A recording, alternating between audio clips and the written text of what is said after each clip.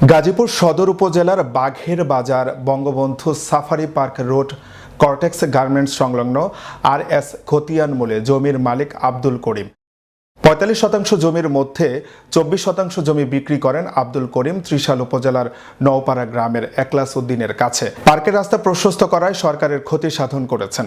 সরজমিনে গেলে জানা যায় জমির ওপর নির্মিত দোকানপাটের মালিকগণ আব্দুল করিমের নামে দোকানপাট ভাঙচুরের একটি অভিযোগ দায়ের করেন। আব্দুল করিম বলেন, জায়গা আমার দলি জায়গা তারা দল করে নিছে, দল করে নিয়ে দেখা লোক আমি জোরে মারতাছি না, দেখা লোক আমি জোরে মারতাছি না, আমি একজোরে পাওয়ার দিয়ে রয়েছি। তো এই জায়গা মতো আমার যাওয়ার কোনো দরকারই নাই।